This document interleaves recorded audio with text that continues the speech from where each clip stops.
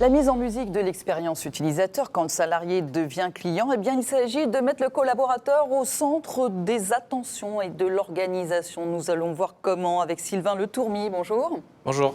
Directeur stratégie solutions RH chez Oracle. On rappelle d'un mot, Oracle. Ouais. Oracle est un éditeur de solutions cloud, particulièrement dans le domaine des ressources humaines, avec 3500 clients dans le monde, 45 millions d'utilisateurs sur une suite qui va depuis la gestion administrative, le recrutement, la gestion des talents, la formation, la révision salariale, l'ensemble en fait des services qu'on peut imaginer pour les ressources humaines. Et ça inclut tout ça. Patrick Plein, bonjour. Bonjour.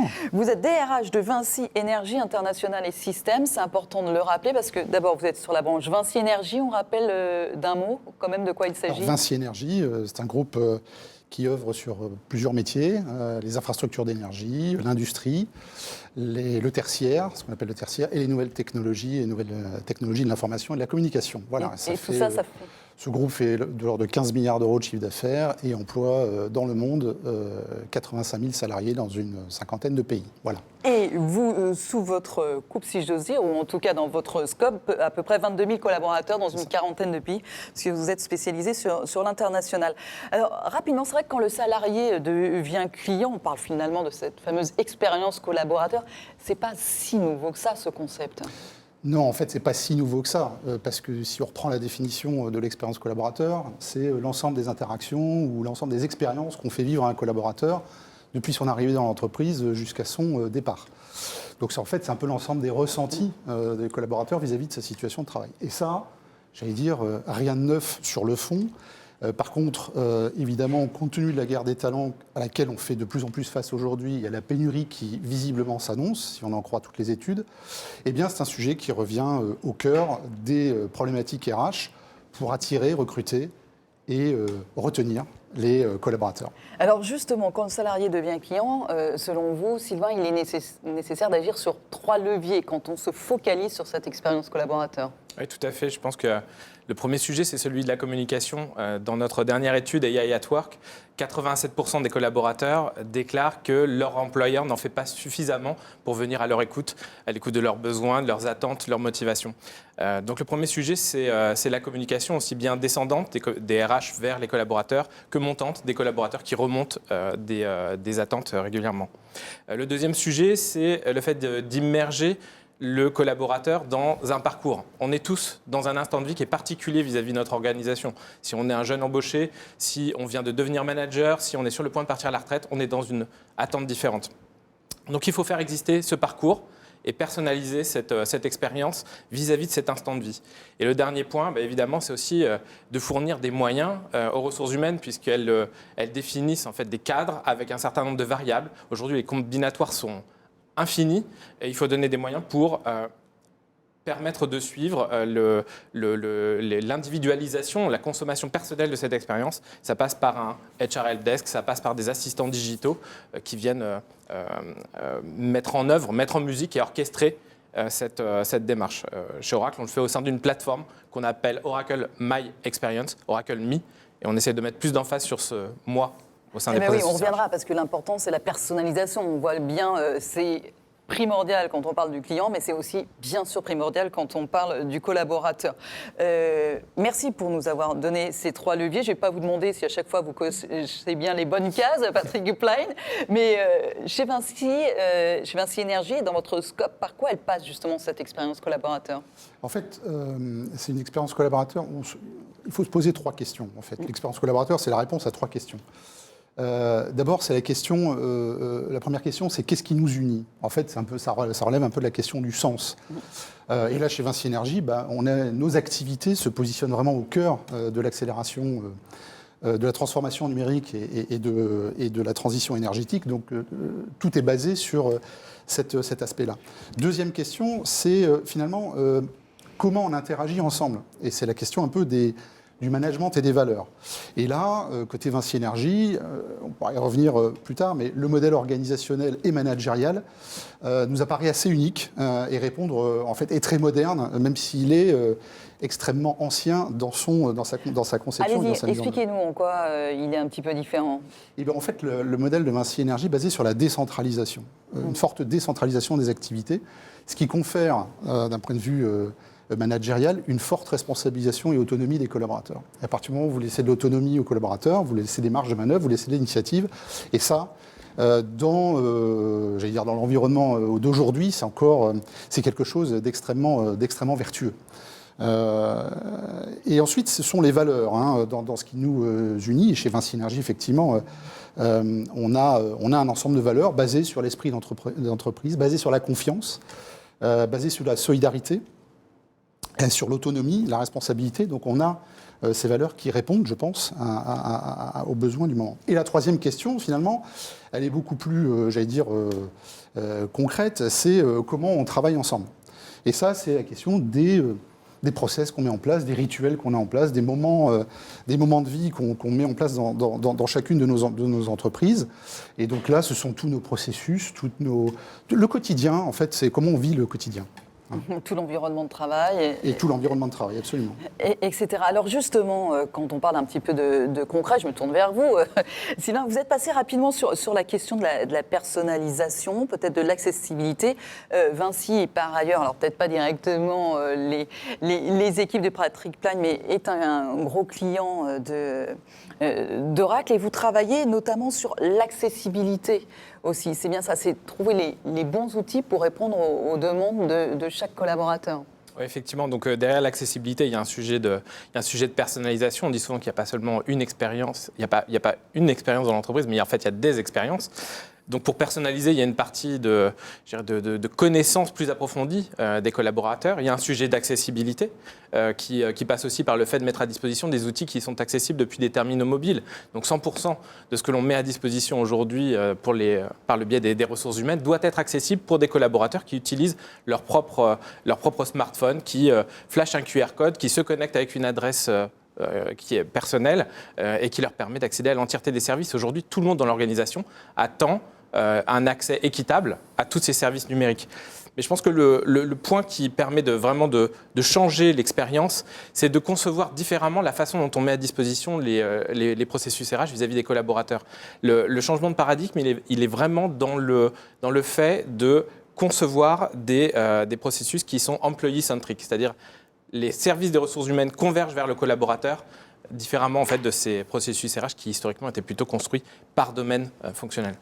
Comment on les fait converger, pardon, je me permets un petit peu d'insister, mais comment on les fait converger vers le collaborateur et comment on peut continuer à faire perdurer ce lien un petit peu aux différents moments et besoins des collaborateurs quand on pose un jour de congé, quand on a un congé paternité, etc.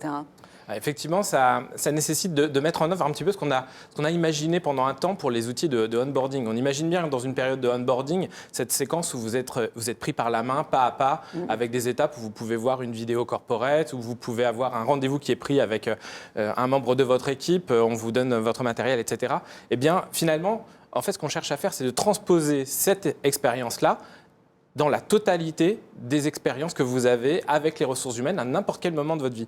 Concrètement, vous posez un jour de congé, il se trouve que c'est pour du volontariat en entreprise, vous voulez probablement, étape 1, découvrir la politique de volontariat en entreprise de votre organisation, poser votre jour de congé, et on vous rappelle que ça serait une bonne idée de communiquer sur les réseaux sociaux. Donc c'est ça, en fait, l'inclusion de l'instant RH dans le moment de vie du collaborateur.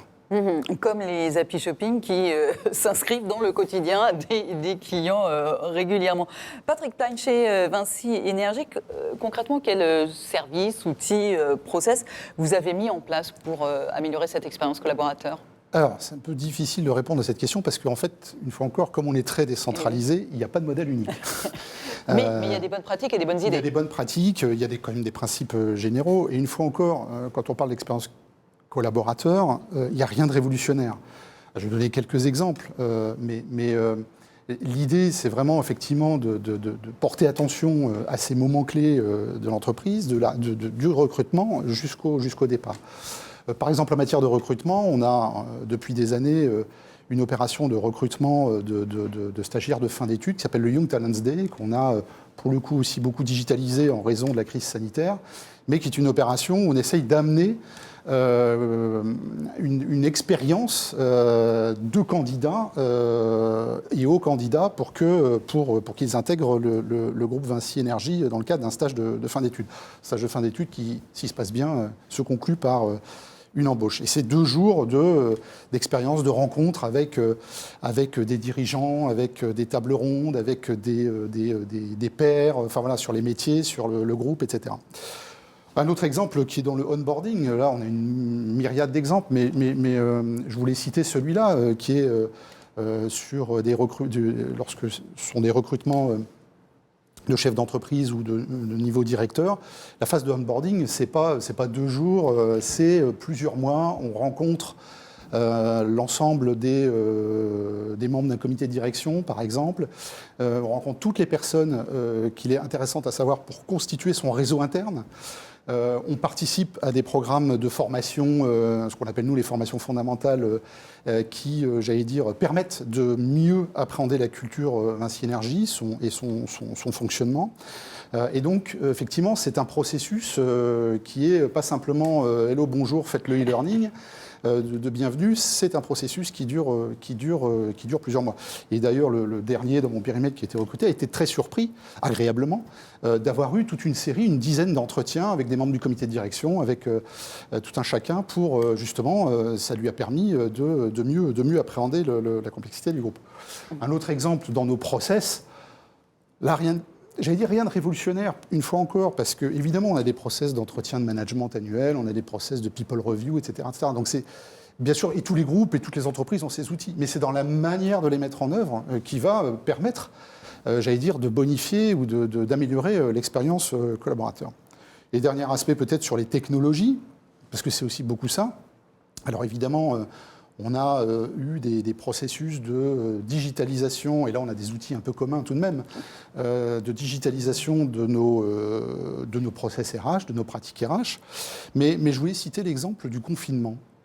C'est là qu'on voit que la technologie a eu son importance. Parce que finalement, pendant le confinement, j'allais presque dire, c'est pas tout à fait vrai, mais on a presque pu travailler normalement. Et grâce aux technologies et installations. Et donc, en termes d'expérience, on n'était pas bloqué par des réseaux qui ne fonctionnaient pas, etc., etc. Donc ça, c'est dans la manière de mettre en œuvre. Et une fois encore, pour conclure, je pense que c'est notre modèle organisationnel basé sur 1800 entreprises décentralisées, et donc permettant des interrelations beaucoup plus fortes, et sur le modèle managérial basé sur l'autonomie et la confiance qui, je pense, fait la différence. En même temps, vous nous avez expliqué, on voit que tout n'est pas forcément digital. L'appli et l'outil digital ne suffit pas, c'est ce que vous nous expliquez tous les deux. Ça permet d'appuyer aussi une organisation importante. Je voulais juste citer, je le cite très rapidement parce que je voudrais terminer avec Sylvain. Le client, c'est aussi considérer le collaborateur comme un client, c'est aussi lui apporter du service, et ça passe aussi par des choses très concrètes chez vous, puisque au siège, je crois, vous avez mis notamment des télécabines de consultation médicale, un opticien qui vient tous les mardis, et ça fait partie aussi du fait de considérer le collaborateur comme un client. Et finalement, pour vous, la finalité, Sylvain, c'est plutôt que de rendre le collaborateur client, c'est carrément d'en faire un fan de l'entreprise. Pourquoi pas. Non, je suis complètement d'accord avec le fait qu'il n'y a pas que des sujets autour des outils qu'on met en place. Il y a aussi les choix de cœur. Aujourd'hui, dans la dernière étude qu'on a réalisée, 46% des collaborateurs déclarent qu'ils seraient prêts à privilégier une entreprise qui est alignée avec leur motivation personnelle plutôt qu'un avantage financier. Donc on sent qu'il y a un poids de plus en plus important sur ce sujet-là. Et il y a un autre sujet que j'observe depuis quelques temps. On est sponsor de Formule 1. On accompagne la communauté des fans de Formule 1. Et il y a tout un dispositif pour reconnaître les contributions des fans, comment est-ce qu'ils vont recruter d'autres fans et en quoi ça va leur permettre d'accéder, par exemple, à une casquette dédicacée d'un champion de Formule 1. Et je n'oublie pas que pendant les dernières années, on s'est de plus en plus inspiré côté RH d'outils qui facilitent la gestion de la relation client. Alors pourquoi pas peut-être demain avoir des outils un petit peu plus avancés en RH qui permettent de valoriser et de de reconnaître les contributions des collaborateurs qui sont ambassadeurs de la marque. Et véritablement de vrais fans. Bah oui, et pourquoi pas un petit peu à l'américaine, hein, quand même. On sent un petit peu cette idée-là. Donc vous préparez les casquettes, Patrick Plein, effectivement. Vous, c'est les casques de chantier souvent. Merci beaucoup en tout cas pour vos témoignages. Sylvain Letourmy, directeur stratégie solutions RH Oracle, et Patrick Plein, DRH de Vinci Énergie Internationale et Systèmes. Merci beaucoup à tous les deux, messieurs.